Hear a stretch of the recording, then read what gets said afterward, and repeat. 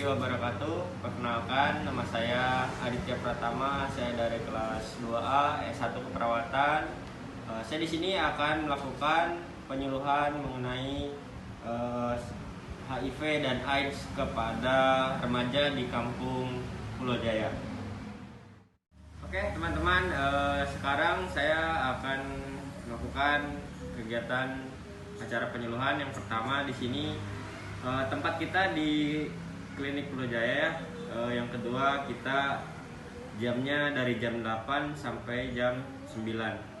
Hanya ada 1 jam.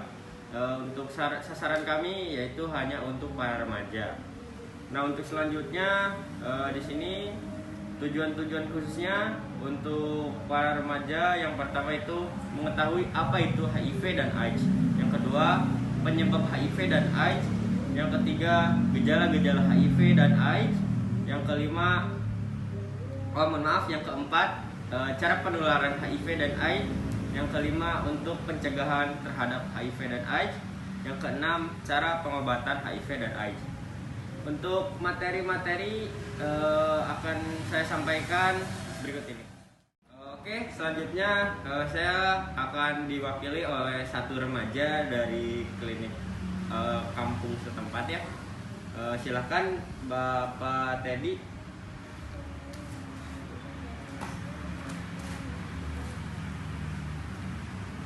Assalamualaikum. Salam Pak. Enggak. Pak Teddy, mohon maaf ya, di sini saya akan melakukan penyuluhan. Sebelumnya saya mohon izin untuk melakukan penyuluhan. Di sini Bapak sebelumnya sudah tahu HIV dan AIDS itu apa, gejalanya apa, penularannya seperti apa, cara menanggulanginya seperti apa? Kurang tahu, Pak. Kurang tahu, oke, tidak apa-apa. Nah, untuk di sini saya akan memulai dari pengertian ya teman-teman. HIV adalah sebuah virus yang menyerang sistem kekebalan tubuh, dan AIDS adalah pendekatan dari atau singkatan dari acute immunodeficiency syndrome, yang berarti didapat bukan keturunan sistem kekebalan tubuh. Nah, jadi dalam singkatan itu HIV dan AIDS itu hanya menyerang kepada kekebalan tubuh ya teman-teman. Nah, untuk selanjutnya di sini saya akan memberitahu penyebab HIV dan AIDS. Jadi yang pertama, virus masuk ke dalam tubuh manusia terutama melalui perantara darah ya teman-teman. Itu darah itu sangat berbahaya ketika darah yang sudah terkena HIV dan lalu masuk ke darah kita, itu akan terjadi penularan ya teman-teman. Nah, untuk selanjutnya melalui hubungan seks bebas, di situ juga akan terjadi penularan HIV. Nah, untuk selanjutnya biasanya untuk para pengguna narkoba, bila mereka menggunakan jarum suntik secara bersamaan, di situ kemungkinan besar akan terjadi HIV ketika seseorang itu ada dari salah satu orang tersebut yang sudah terpapar HIV.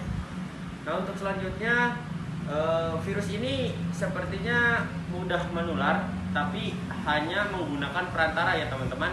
Tidak seperti COVID-19 yang sekarang ini ramai, yang menular dengan secara partikel-partikel yang di udara.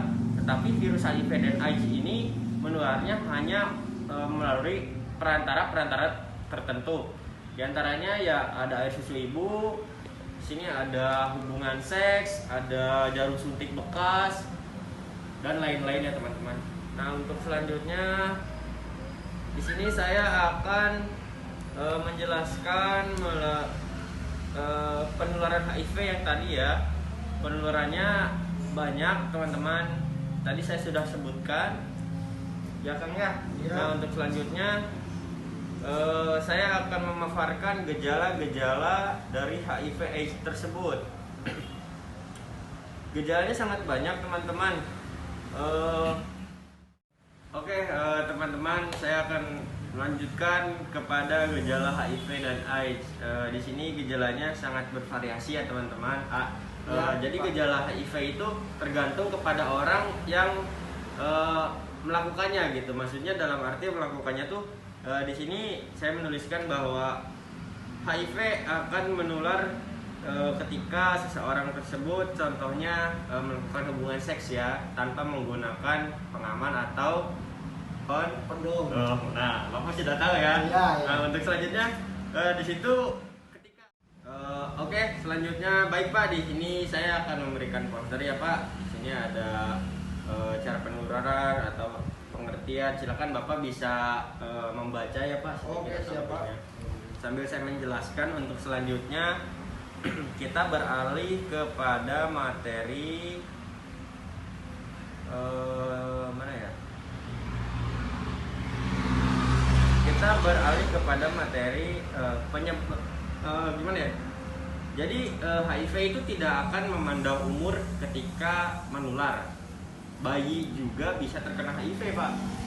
Perantara bayi terkena HIV adalah air susu pada ibu.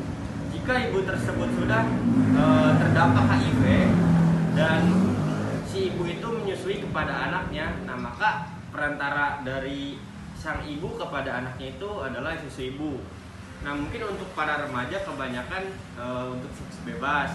Nah kemungkinan besar juga ketika para pengguna narkoba atau menggunakan jarum suntik bekas atau menggunakan jarum suntik secara bersamaan itu akan tertular juga Pak untuk HIV. Nah di sini cara menanggulangi HIV-nya kita yang pertama itu ada selanjutnya di sini saya akan memberitahu kepada Bapak khususnya untuk pencegahan untuk penularan HIV ya. Di sini saya ada 4 cara pencegahannya dan disingkatnya itu ABCD ya. Untuk A artinya itu absen seks, tidak melakukan hubungan seks bagi yang belum menikah.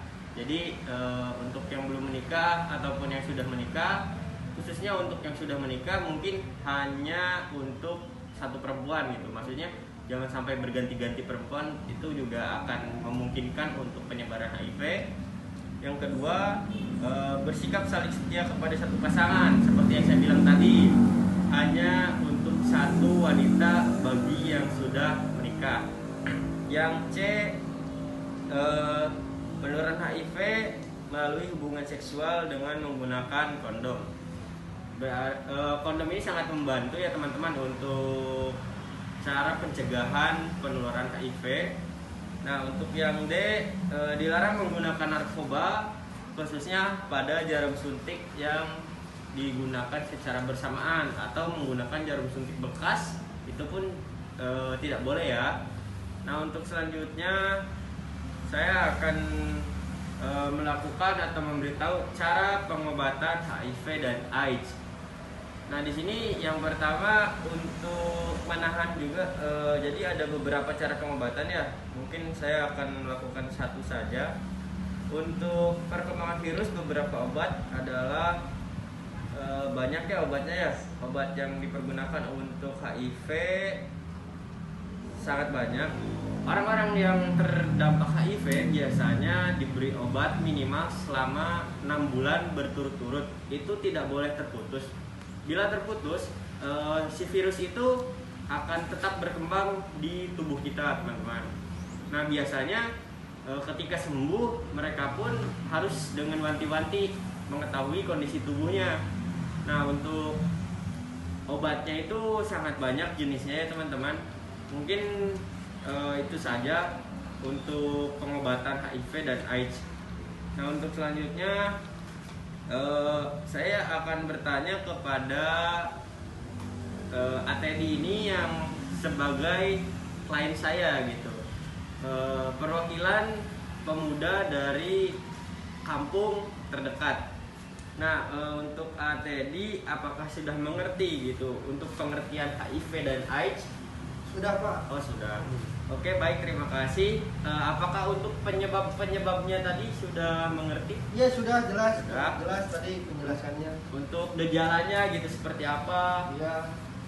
Oke, yang barusan gitu, cara pengobatannya mungkin bisa dijelaskan seperti apa sih cara pengobatan menurut Pak Teddy? Oke, Pak, satu lagi saya izin bertanya untuk pencegahan HIV ini sangat penting ya. Tadi saya sudah jelaskan ABCD gitu sangat banyak cara pencegahannya. Apakah Bapak sudah mengerti? Udah Pak, sudah mengerti kan tadi Bapak sudah menjelaskan Di poster ya Pak ya? ini, Iya, itu semua sudah ada. Ya, Pak. Oke, sebelumnya makasih ya Pak ya, Ya, sudah siap, Pak. membantu saya melakukan acara penyuluhan. Ya, Pak. Mungkin saya akhiri ya. Bila Ya. taufiq wal hidayah. Assalamualaikum warahmatullahi wabarakatuh. Ada permisi ya Pak ya. Ayo.